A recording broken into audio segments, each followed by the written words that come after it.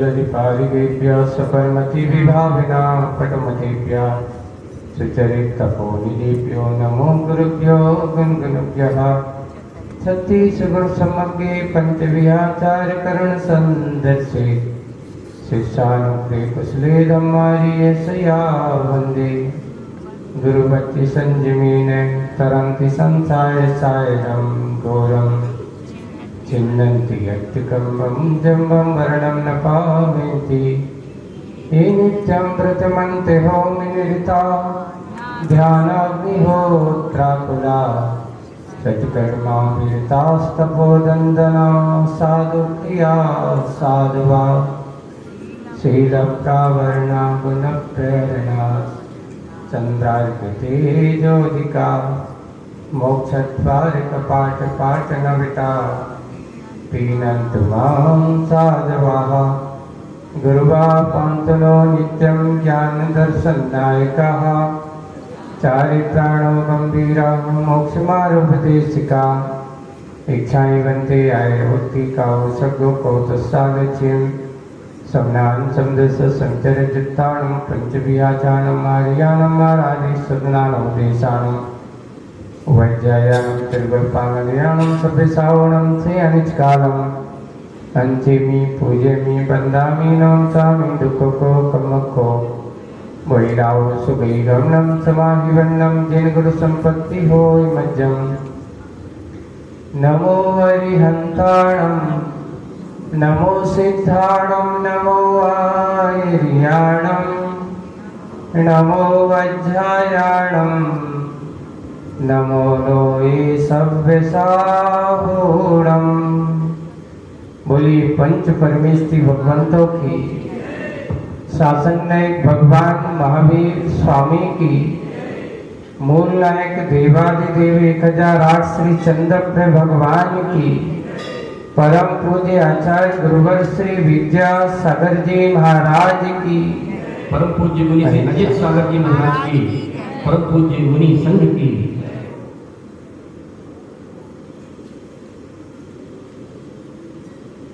अनुकंपा के भाव से सनी हुई माटी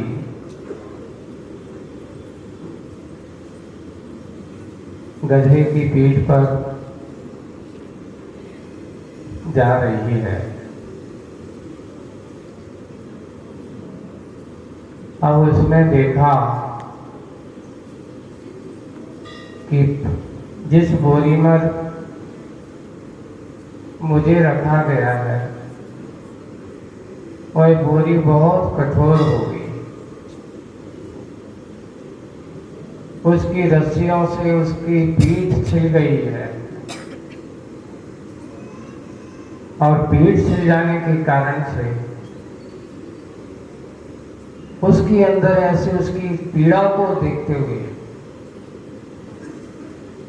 अंदर से कप उठी, अनुकंपा के भाव से भर गई, क्योंकि पर की पीड़ा को देखकर के जिसका हृदय कप जाए, जिसके अंदर पीड़ा का महसूस होने लगे, उसी का नाम अनुकंपा भाव है। और ऐसा अनुकंपा का भाव उसके मन में आया है, ऐसा अनुकंपा का भाव उसके मन में समाया है। और उसने क्या किया, अपने छोटे छोटे से कण, माटी के छोटे छोटे से कण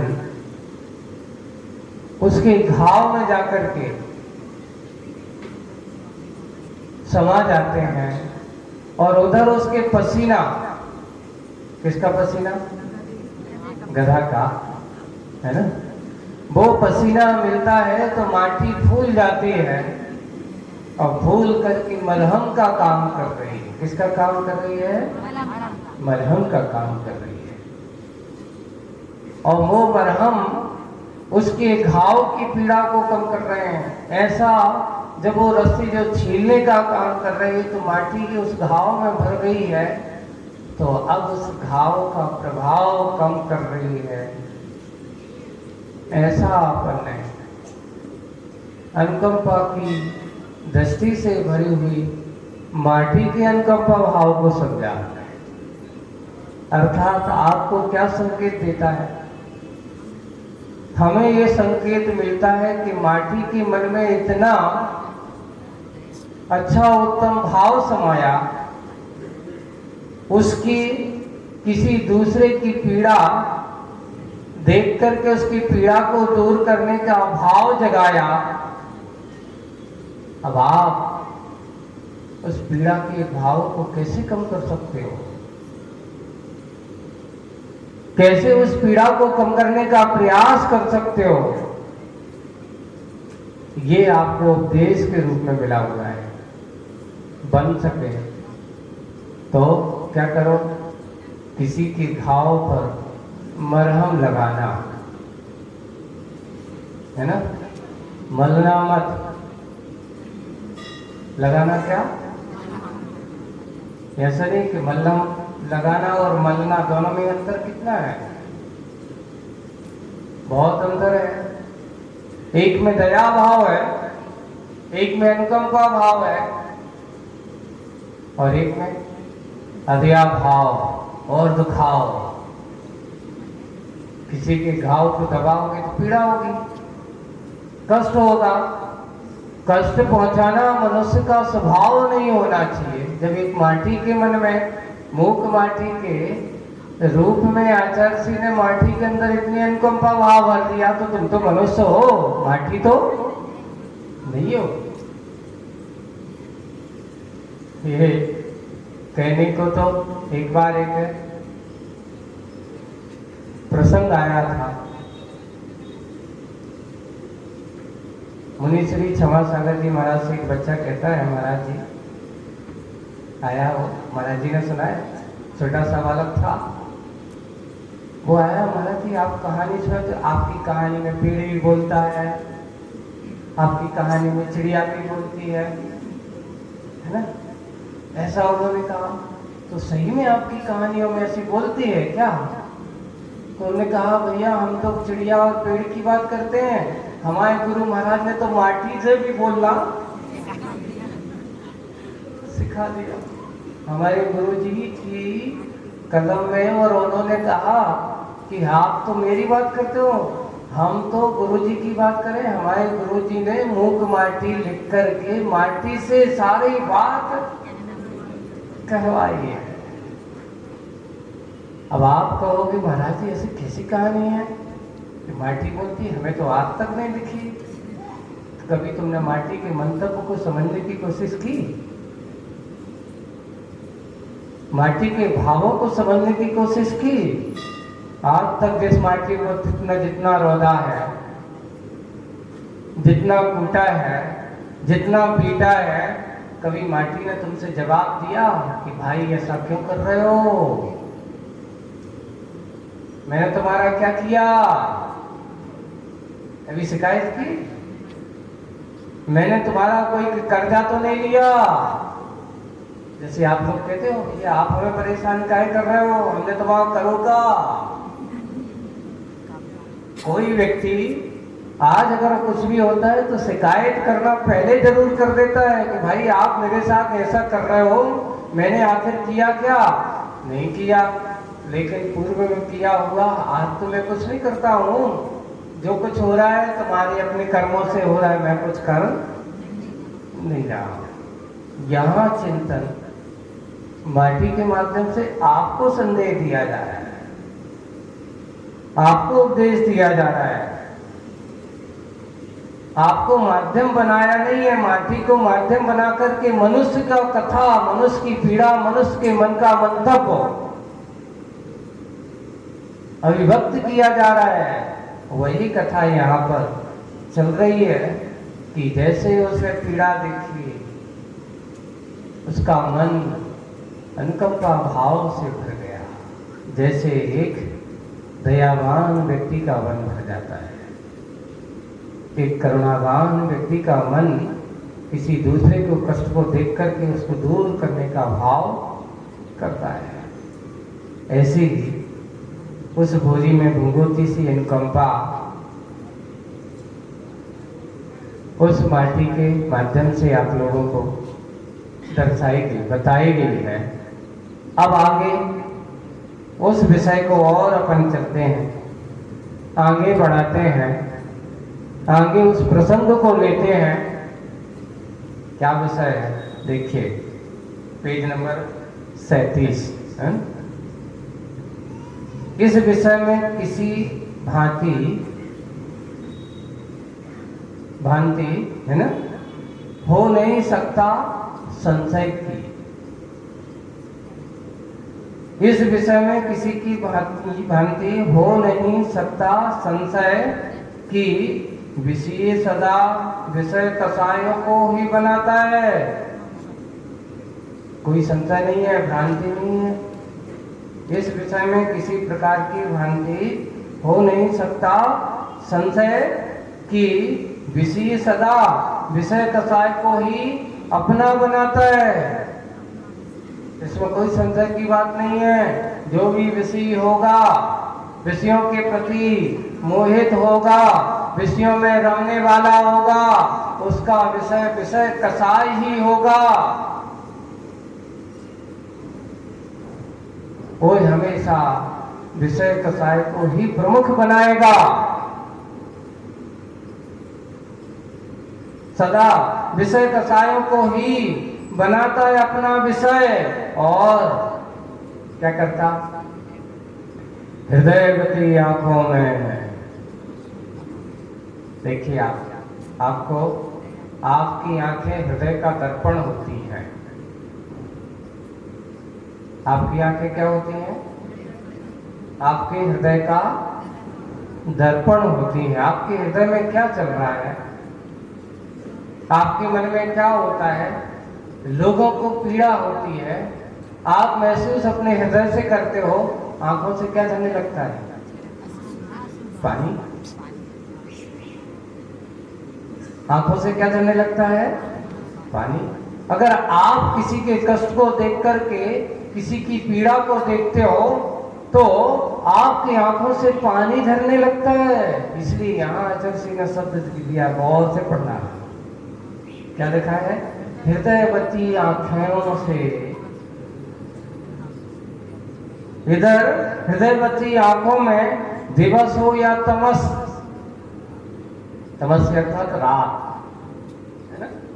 चाहे दिन हो या रात, चेतन हो, चेतन का जीवन ही झलक आता है, भले ही वह जीवन दया रहित हो या दया सहित। अर्थात आप लोगों को ये बताया जा रहा है, ये कसाय विषय, विषय से क्या जाना? पंचेंद्रियों के विषय।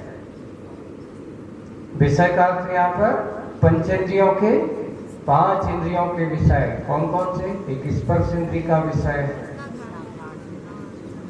फिर बाद में रसना इंद्रिय का विषय, घ्राण इंद्रिय का विषय है, चक्षु इंद्रिय का विषय है, और कर्म इंद्रिय का विषय है। विषय सुनने और समझने में, इनकी परिभाषाओं को देखने जाओगे तो एक लाइन में है। जो स्पर्श को पुष्टि करने में लगी रहे सो उसका नाम स्पर्श इंद्रिय है। जो रस की पूर्ति के बारे में भागा दौड़ी हमेशा, जिसके पीछे संसारी आत्मा एक हमेशा भटकता रहता है, हमेशा भटकता रहता है। लिखा है, एक किसी ने कहा था कि देखो आदमी की हाइट कितनी होती है? हो सकता है कोई 5 फीट का है, कोई 6 फीट का है ना? और आपकी रचना की साइज अगर देखी जाए तो ज्यादा से ज्यादा कितनी होगी? उन्होंने कहा 4 अंगुल या 6 अंगुल। कितनी साइज? 4 अंगुल होगी। ये अपना 4 अंगुल हो गई, 1 2 और लगा तो कितने हो गई? 6 अंगुल हो गई। 4 अंगुल या 6 अंगुल होगी। सोचिए, एक 6 अंगुल की जिह्वा एक 6 फीट के आदमी को क्या करती रहती है? आज ऐसा चाहिए, आज ये हो जाना चाहिए। परेशान है।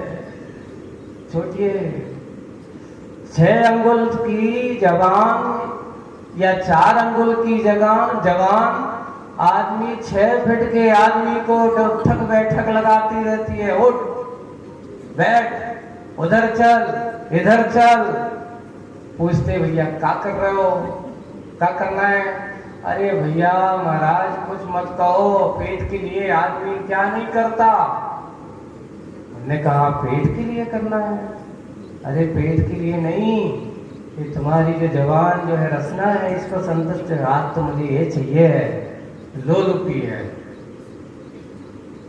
हमेशा मांग बढ़ाने वाली है। आज ये चाहिए, आज वो चाहिए, आज ऐसा चाहिए, काज ऐसा क्यों नहीं है? हमेशा वही है। इसलिए कहा ये पंचेंद्रिय के विषय में दूसरी इंद्री का नाम क्या है?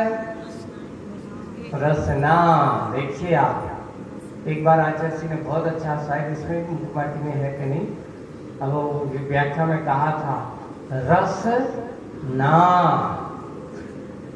इसका नाम कितना भी रस दे दो ये तृप्त ना, हमें कहता और ऐसी है। एक बार ऐसा कोई व्यक्ति एक बार खा ले और उसके बाद कहते हैं बस अब आज के बाद मैं ऐसा कुछ करूंगा नहीं। नहीं, वो कहता कल तो अच्छा लगा था, और अच्छा होना चाहिए, आज तो और अच्छा होना चाहिए। इसलिए इसका नाम क्या है? रस ना। जो कभी रस से तृप्त होवे ना उसका नाम रस ना। कितने हैं? एक अपने यहाँ बुंदेलखंड में कहावत है, उत्तरी घाटी भई माटी। सोचिए आप, मात्र इतना सा रास्ता सफर तय करना है, उसके बाद क्या स्वाद, क्या मीठा, क्या खट्टा, क्या कड़वा, क्या चरपरा, सब कुछ भूल जाता है। बोले कि इतनी घाटी उतरी और भाई क्या माटी, फिर तो छूने लायक नहीं है। फिर कैसी नहीं है? देखिए ये एक वही चीज जो सोने की थाली में सजी थी, चांदी में सजी थी, लोग उसको दिखाने के जमाने के लिए लाखों करोड़ों रुपया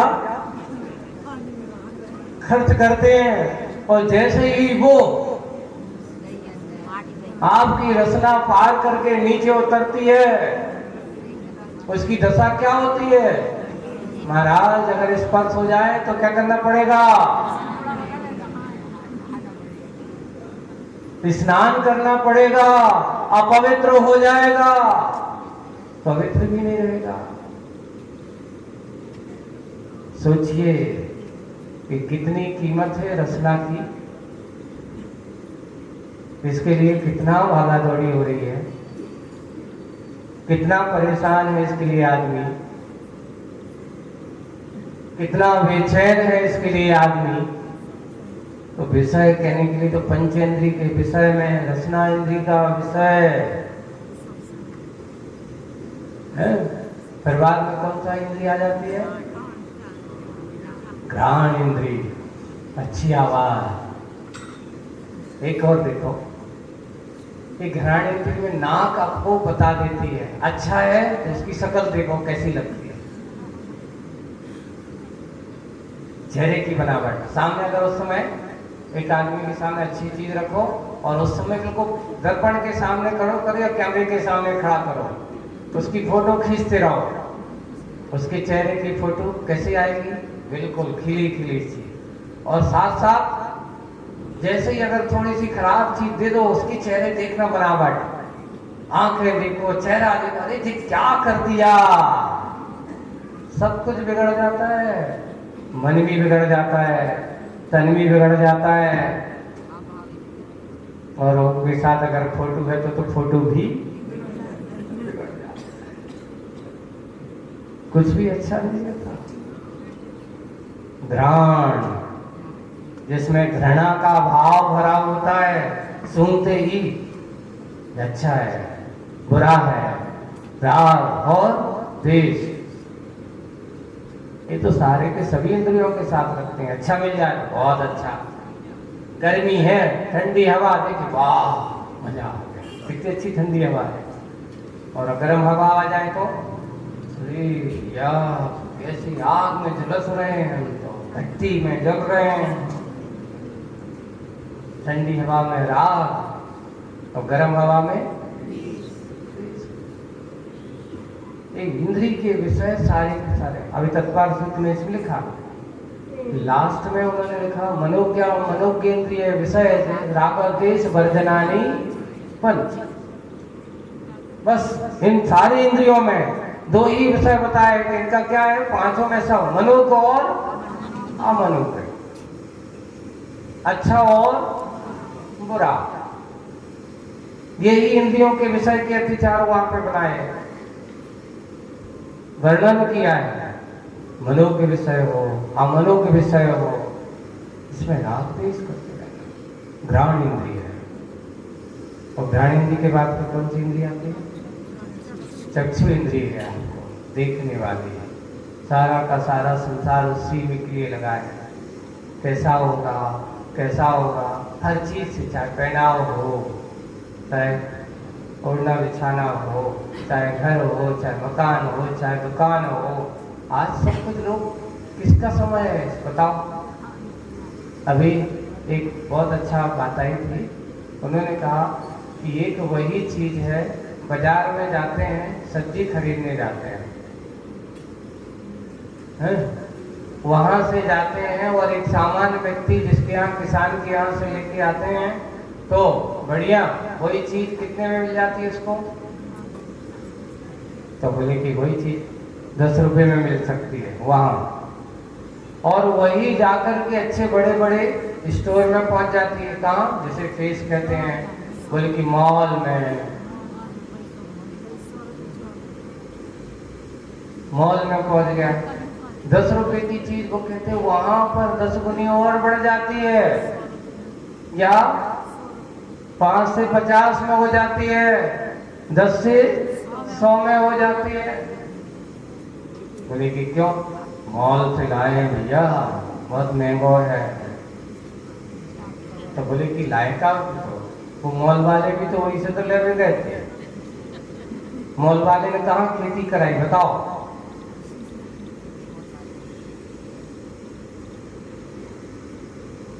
कोई भी कहीं पर देने वाले भी किसान हैं, देने वाले वही सबको ही है, और कोई दूसरा नहीं है।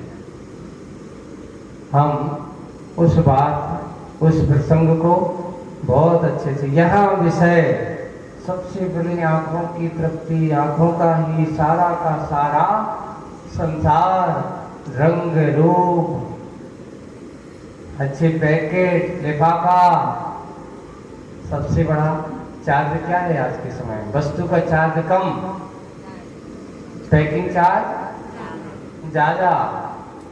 अभी एक वो पढ़ रहा था, मैं आर्टिकल पढ़ रहा था, और उसमें उन्होंने लिखा कि जो आज भारत में ये पेप्सी है, कोको कोला है ना, ये कंपनियां जो है तुम्हारे यहाँ लगाते हैं, बनाते हैं, और बना करके तुम्हारा पानी तुमसे ही सब कुछ लेंगे यहीं पर। और ज्यादा से ज्यादा उसको अगर एक बाटल तैयार करता होता 200 ग्राम का, तो ज्यादा से ज्यादा अगर पानी का मैन्युफैक्चरिंग और सब कुछ मिलाया जाए तो 40 से 50 पैसे से ज्यादा खर्च नहीं है उसका। अगर बहुत अच्छा मजदूरी लेवल भी साथ में दिया जाए, उसमें 40 से 50 पैसा लगता है मात्र। और पैकिंग चार्ज अगर बना लो तो ज्यादा से ज्यादा वो 1-1.5 रुपए की बैठती है मैन्युफैक्चरिंग में, 1 रुपया वो सब आकर के उसको सब मिला देता है, उन्होंने लिखा। लेकिन 1 रुपए की चीज बन करके पैक होकर के तैयार आई, आज बाजार में कितने रुपए की बिक रही? तो उन्होंने कहा उससे 10 गुना खर्चा काय में करते हैं उसका, सिर्फ एडवर्टाइज में। एक बड़े कलाकार को पकड़ेंगे, वो आपको पी के दिखा देगा, मजा आ गया, एड दिखा दिया आपको टीवी पर, आपने देख करके उससे लोगन हो गए। उसने देखा और देख करके, यानी 1 रुपए की चीज की प्रचार के लिए 10 रुपया खर्च करेंगे, फिर बाद में 2, 5, 10 रुपए तुमसे कमाएंगे और तुम्हारे पास वो चीज 20 रुपए में मिलेगी। अब आप बताइए कि आप किसके क्या खरीद रहे हो, चीज खरीद रहे हो कि उसका विज्ञापन, किसमें पैसे खर्च किए जा रहे हैं? उसे देख करके, लोगों को दिखा करके। यही है वर्ण व्यवहार, वर्ण की विचित्रता।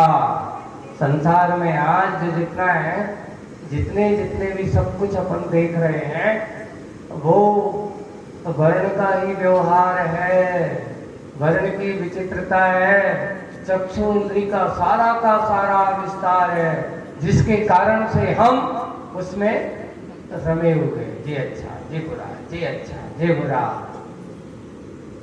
इसलिए हमारे भगवान बहुत अच्छा है। उनके यहाँ जब जाओ तो कोई पूछते हैं आपके भगवान क्या आंखें बंद करके बैठे, बोले कि नहीं बैठे। आपके भगवान आंखें खोले बैठे, बोले कि नहीं खोले बैठे।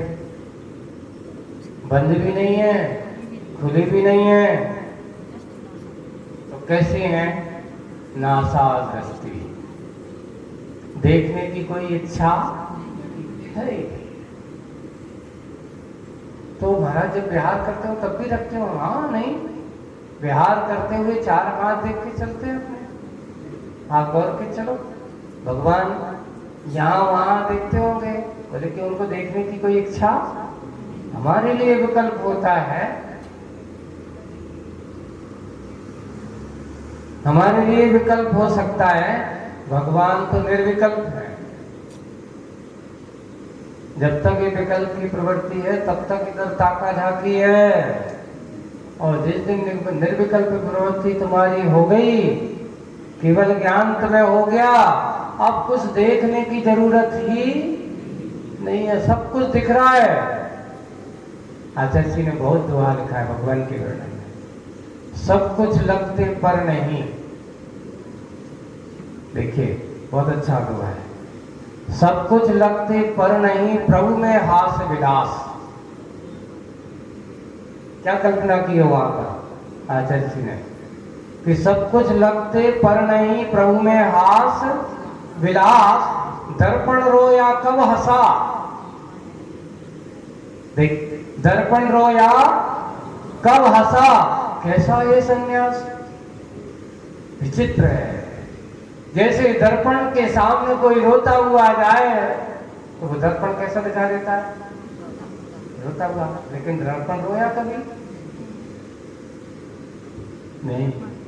दर्पण में कोई हंसता हुआ गया, उसने हंसता हुआ देखा, क्या दर्पण हंसा?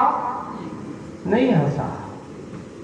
जैसे दर्पण हर अवस्था में एक सा है, ना हर्ष में ना विषाद में उसके ऊपर कोई प्रभाव नहीं है, वैसे भगवान की दशा, केवल ज्ञानी की दशा का कल्पना महादेव आपको चिंतन दिया है। एक दर्पण की बात ही, केवली भगवान के ज्ञान में सब कुछ झलक रहा है, नरक की उन नारियों की चीत्कार भी झलक रही है, और तुम यहाँ बैठे हो तो वो भी केवली भगवान के ज्ञान में झलक रहा है, और तुम घर पे रोते हो तो वो भी केवल ज्ञानी के केवल ज्ञान में झलक रहा है, हंस रहे हो तो भी झलक रहा है। जैसी अवस्था में सब कुछ झलक रहा है, लेकिन उनको कोई प्रभाव नहीं, जैसे दर्पण के ऊपर कोई भी प्रभाव। ऐसे ही लिखा, कैसा ये संन्यास धन्य है, ऐसे केवल ज्ञानी का जीवन, जिनमें कोई राग नहीं, कोई द्वेष नहीं, कोई प्रभाव नहीं, क्योंकि उनके अंदर कोई राग द्वेष का स्वभाव नहीं, इसलिए कोई विकल्प नहीं होता। वही चक्षु इंद्रिय का विषय केवल ज्ञानी की तरह देखते हुए भी नहीं देखते, उन्हें कोई विकल्प नहीं होता, उनके मन में कोई हर्ष विषाद नहीं होता। अब आया कौन सी इंद्रिय? कर्म इंद्रिय। सुनने की बात आती है, अच्छी बात सबको अच्छी लगती है, और कोई बुरा कह दे तनक तो मिर्ची सी लगती है। अच्छा सबको पसंद है, बुरा किसी को पसंद नहीं। लेकिन हमारे ज्ञानी जन कहते हैं बुरा कहो या अच्छा कहो, लक्ष्मी आवे या जावे, लाखों वर्षों तक जीऊंगा मृत्यु आज ही, तो भी अपने न्याय मार्ग से कभी न मैं घबरा पाऊं, दिख पाऊं। यही है, कोई अच्छा कहे, बुरा कहे, निंदा करे, हरि मित्र महल मसान कंचन कांच निंदन स्तुतिकरण, ये है ज्ञानी जनों का स्वरूप। अर्घा वितारण असी प्रहारण में सदा समता ग्रहण, ये समता की परिणति है। कर्णेंद्रिय के विषय पर विजय प्राप्त करने वाला व्यक्ति निंदाओं में भी समता रखता है, प्रशंसा में भी समता नहीं। प्रशंसा में फूलो मत और निंदा में मुंह लटकाओ मत। ये भी हमारी अपनी है, ये भी हमारा अपना है, कोई दूसरे का नहीं है। ज्ञानी जनों का स्वभाव हमेशा पंचेंद्रिय के विषय, इसलिए सबसे पहले कहा पंचेंद्रियों के विषय में अपने आप को इन विषयों से दूर कर लो। इंद्रिय दमन, इनमें आपके अंदर जो उथल पुथल होता है, उस उथल पुथल से अपने आप को उठा लो। यही हमारा सही स्वरूपता का ज्ञान है, भान है। अब कसाय कितनी है सबको मालूम, कितनी सरल है। ये देखो, क्रोध कितने शब्द हैं? 2। मान कितने शब्द हैं? 2। माया कितने शब्द हैं? 2। और लोभ कितने छोटे छोटे शब्द, 2 शब्दों के हैं। सब में कितने शब्द हैं? 2 है। 2 मत था, आप सोचोगे 2 हैं, तो जहां 2 है वहां द्वंद्व जरूर है। जहां 2 है वहां द्वंद्व जरूर है। और एको में सास दो आदा, जहां एक है अप्पा पम्मी रहो। जहां एकत्व है वहां द्वंद्व है ही नहीं, निर्द्वंद है। एकत्वपना और एकत्व भाव अगर आपके स्वभाव का लक्षण है तो वहां कसाय पनप ही नहीं सकती। कसाय वहां पनपती है जहां थोड़ा सा उसको खाद पानी की जरूरत हो और उसको मिले। कहते खरपतवार का जन्म वहीं होता है जहां पर थोड़ा कचड़ा मिला और उसको बीज की जरूरत नहीं होती। माहौल मिला, पानी मिला, आर्द्रता मिली और बिल्कुल खड़ी हो जाती, सम्मूर्छन। उसे किसी बीज की जरूरत नहीं होती। वैसे ही कसायों के माहौल के बारे में ये कहा क्या बंधुओं, जैसे कि इस चतुर्मास में अपन देखते हैं जहां देखो पानी और माहौल नमी मिलती है, यहाँ हरी वहां हरी, जहां देखो हरी ही हरी है, सब कुछ हरी है। हरी का अर्थ वो कहता है कि भाई आपके लिए भी वैसी दशा समझ लेना कि हमारी कसायों की परिणति भी बिल्कुल ऐसे ही है कि अगर छोटा सा भी माहौल हमारे विपरीत होता है तो बिल्कुल थोड़ा सा भी माहौल दिखा जल्दी खड़ी। मान के रूप में, क्रोध के रूप में, माया के रूप में, लोभ के रूप में।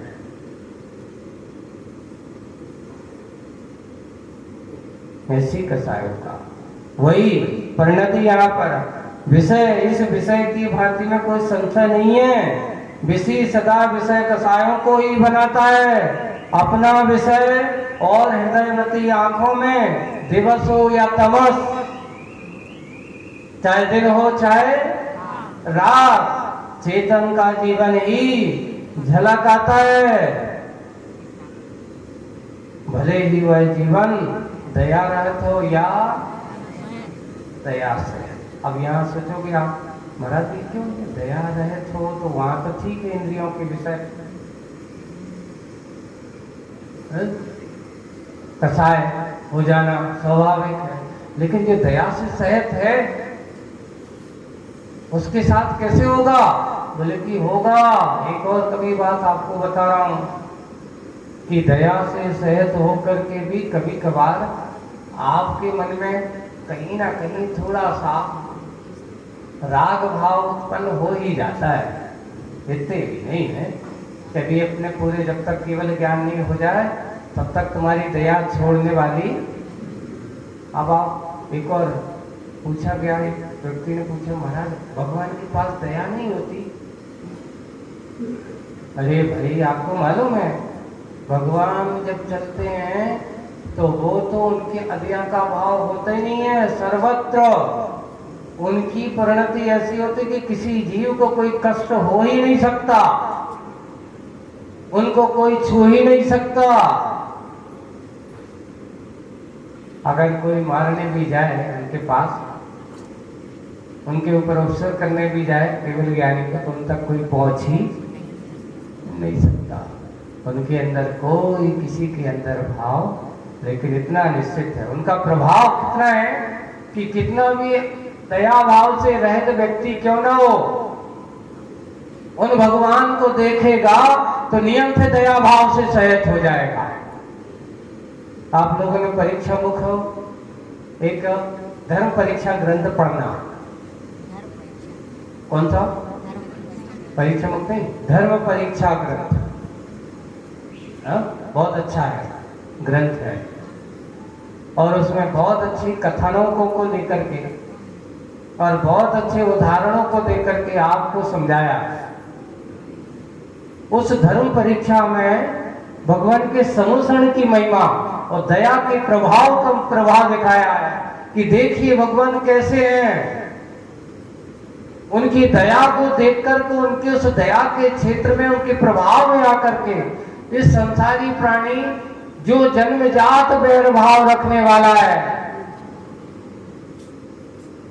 जन्मजात बैर भाव रखने वाला है, जैसे एक सर्प और नेवला, सर्प हो, मेंढक हो, सिंह हो, शेर हो, वो हिरण हो या गाय हो, ये देख करके उनको आपस में शांति से नहीं बैठा। तो वहां एक चित्रण बहुत अच्छा समूषण, भगवान आपके समूषण की, आपकी वाणी के सुनने के लिए बेमुख प्राणी भी अपनी अपनी भाषा में सुनने के लिए तत्पर हैं, और सब तन्मय है, ऐसे तन्मय है सब कुछ भूल गए कि कौन मेरे बाजू में बैठा है। तो क्या हुआ, उन्होंने लिखा है उस पर बहुत अच्छी कल्पना। एक मेंढक को जगह नहीं मिल रही,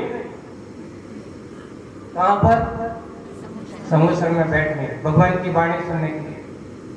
तो क्या हुआ, एक सर्प तन्मय होकर के बैठा है ऐसा,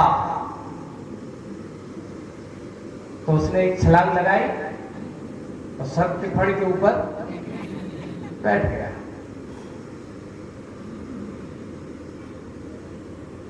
सर्प भी तन्मय होकर के सुनता है। सोचिए, एक शिकार जो बाहर दिख जाए तो छोड़े नहीं, और जैसे ही उसने देखा, देख करके वो बैठ गया, बैठ करके बैर भाव से भूल गया। अर्थात जो निर्दयी प्राणी था, भगवान आपके प्रभाव में आकर के वो भी दया से युक्त हो गया, दयावान बन गया। ये है हमारे भगवान। दया से उनको कोई किसी के प्रति राग नहीं है, द्वेष नहीं है। हमारी जैसे अपन को रोना आ जाता है, आंखों आंसू जाते, किसी के दुख को देख करके हम पीड़ित हो जाते। हमारे भगवान बिल्कुल बड़े निर्दयी हैं, उनको आंखों में आंसू तक नहीं आते। ये नहीं कि थोड़े हम जाते हैं दुखी होते हैं तो रोते गाते हैं कि भगवान हम बहुत दुखी हैं, तना खास के आशीर्वाद दे दें। सांत्वना में हमारे भगवान तो गए थे अपने आप तक, देखना ही तुम क्या कर रहे हो। दया नहीं है उनकी, जो दया है दिखाने वाली नहीं है। उनकी दया अपने आप की सभी जन देख करके सारे के सारे जीव दयावान हो जाते हैं। ऐसे हमारे भगवान हैं जिनके अंदर कोई कसाई नहीं है। हम उनकी आराधना तो करते हैं, कभी ये कहते हे भगवान मेरा वो दिन कब आए, मेरी कसाई और इंद्री के विषय कब मेरे जीवन से दूर हो जाए। ऐसी मांगो तो वो मांगो जो तुम्हें सुख दे। क्या धन संपत्ति मांगते हो भगवान के पास? हमारा जो काम अच्छा हो जाए, हमारा जो व्यापार अच्छा हो जाए, ये क्या है? वो तो तुम्हारी आकुलता और लोक कसाई को बढ़ाने वाला है। मांगना है तो ये कह दो हे भगवान मेरी लोभ कसाय, मुझे ये संसार की संपत्ति झंझट से मुक्ति जल्दी मिल जाए। ऐसा मांगो तो भगवान कहे तो ठीक है भैया, जो हमने छोड़ो है, जो हमें अच्छो नहीं लगो, अगर तुम वो हमसे मांगोगे तो वो तो अच्छी बात है। जो हम छोड़ के आए और तुम कह रहे हो हमसे, जो जिसमें हमें सुख नहीं दिखा दिया तुम वो हमसे मांगने आ गए। जिसमें हमें आनंद नहीं आया वो तुम्हें कैसे हम दे सकता हूं? सोचो, विचार करो, आप किसकी आराधना करने वाले हो? आप किसकी पूजन करने वाले हो? रागी की नहीं, किसकी? तो हम वीतरागी से क्या मांगे बताओ? अपनी कसायों को कम करने के भाव, अपने राग करने के भाव, बढ़ावे के भाव मांगे कि कम करने के भाव मांगे? आप कहते तो हो राग सहित जग में रुलो, मिलो सरागी देव, बीत राग भेंटो अबे, मैटो अबे नहीं। लोग क्या कहते हैं? मैटो अबे नहीं, भेंटो। बीत राग से मेरी अभी क्या हुई है? भेंट हुई है। लोग उल्टो पढ़ देते, इधर को उधर, उधर को भेंटो। मेरी अभी क्या हुई है बीत राग से? बीत राग भेंटो अबो, मेटो राग उल्टो कर देते हैं। भेंटो राग कुटे, ऐसा कर देते हैं मेटो। अच्छे शब्दों को सोच कर रखना चाहिए। बोलते हम क्या बोल रहे हैं, कैसा बोल रहे हैं, किससे बोल रहे हैं, तो उस समय हमें ये बात अच्छे से समझना है कि आज मेरी अभी वितराग भगवान से भेंट हुई है। हे भगवान मैं क्या चाहता हूं? कह तो देते हो विनय पाठ में, मेटो राग कुटेव। राग को क्या कहा? कुटेव। कुटेव का बुरी आदत। राग करना अच्छी बात है? नहीं, राग जैसी बुरी आदत दुनिया में और दूसरी कोई है ही नहीं। इसलिए भगवान मेरा ये कुटेव मेटो, आपसे भेंट हुई है, क्योंकि ये राग सहित जग में रुलो। आज से नहीं, कब से? अनंत काल से। कितनी भेंट हुई है, कब से होती चली आ रही है।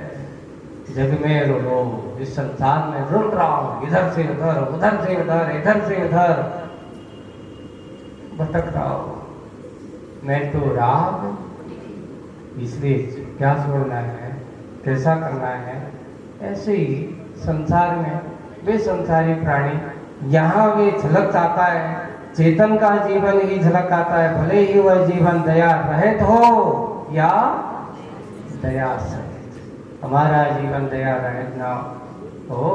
अगर दया रहित होता तो चेतन का अनुभव भी वैसा होता है, और जिस दिन दया से सहित होता है उस समय भी आपको वैसा अनुभव होता है। और सुनो, आगे बढ़ते हैं। और दया का होना ही जीव विज्ञान का सम्यक परिचय है। अगर आपके पास दया नहीं है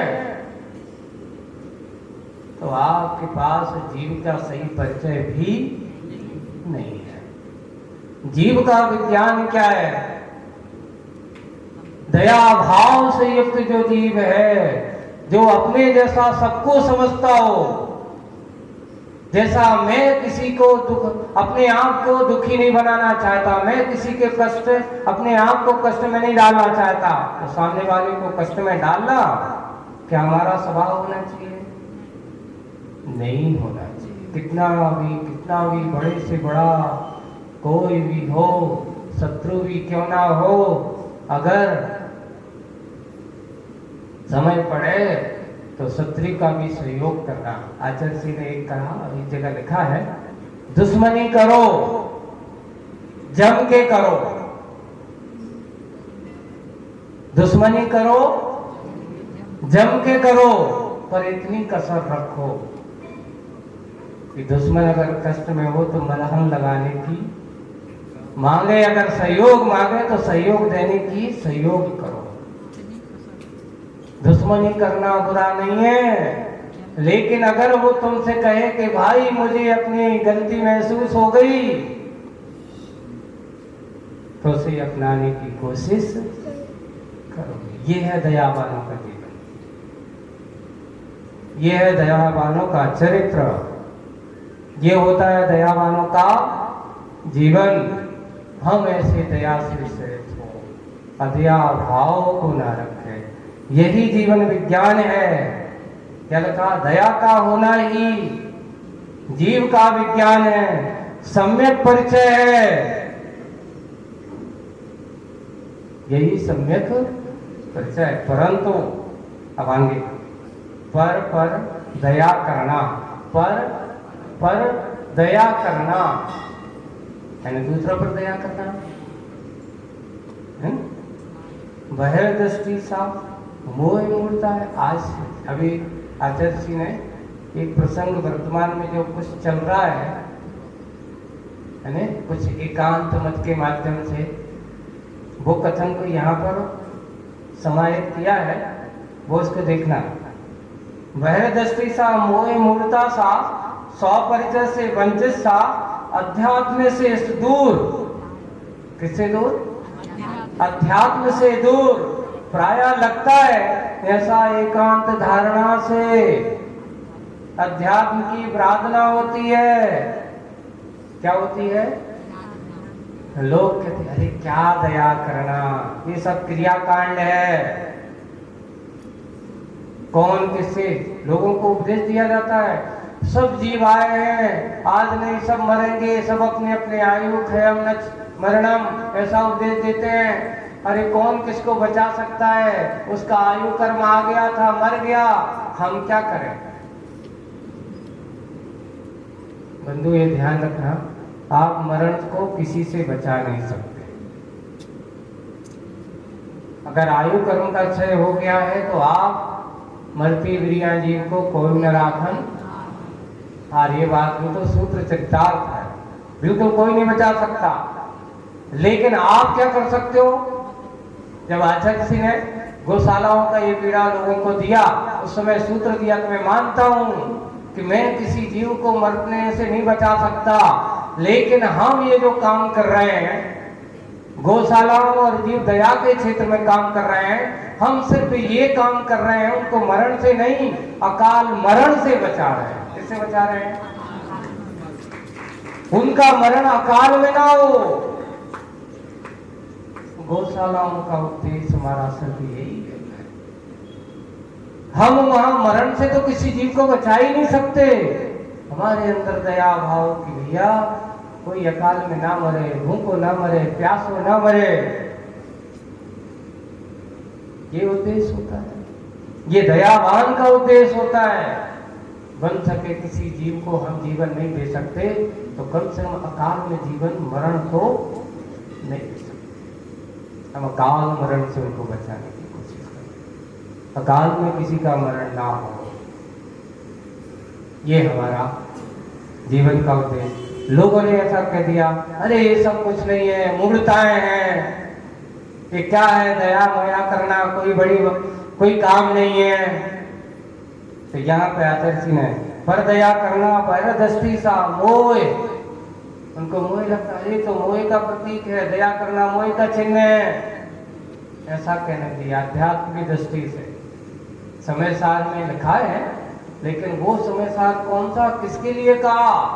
वे शुद्धोपयोगी मुनि महाराज हैं जो ध्यान में लीन है। उन्होंने कहा अब किसी की ओर दया दृष्टि करने की जरूरत नहीं, अब तुझे अपने आप की ओर दृष्टि करना है उनके लिए।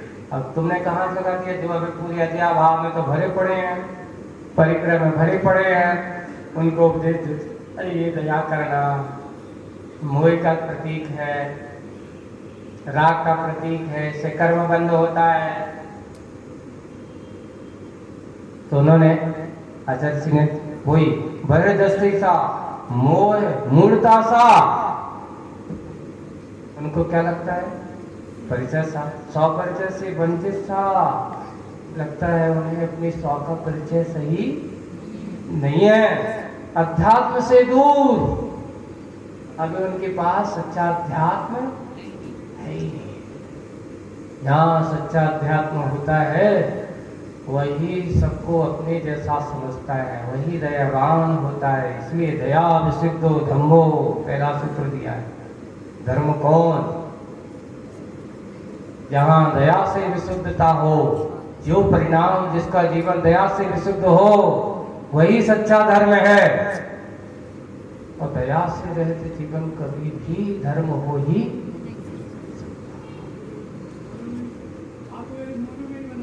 बिल्कुल वही उद्देश्य था, मुख्य रूप से दया विशुद्धो धम्मो, मानव सेवा जिनसे आपने कमाया है उनको वापस करने के लिए भाग उड़े।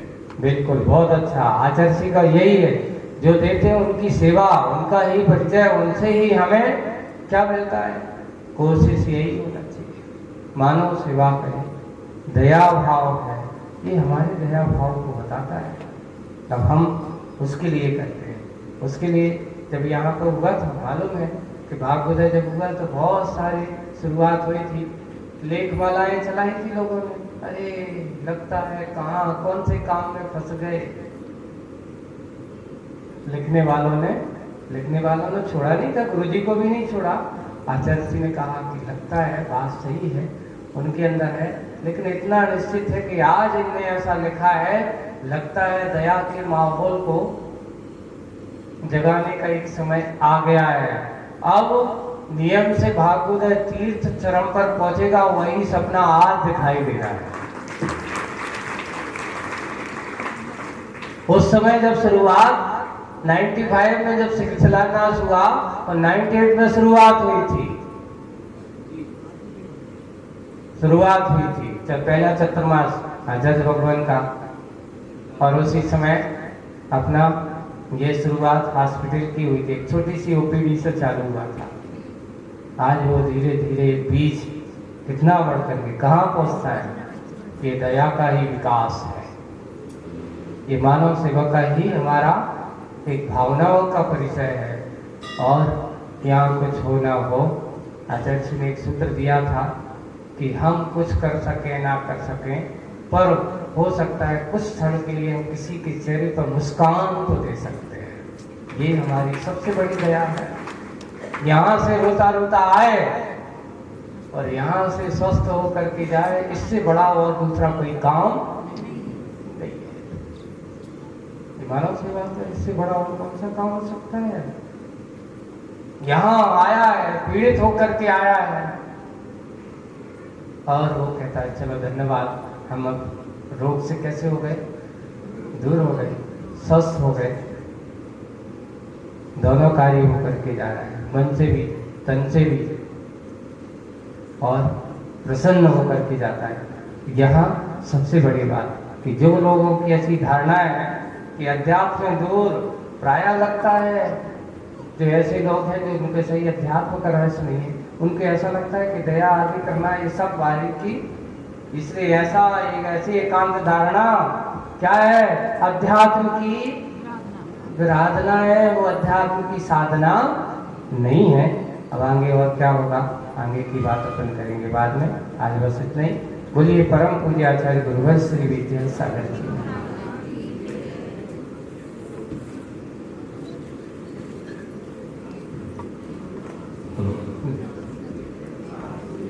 मिथ्या में नाश विको ज्ञान के प्रकाश विको आपा पर भास।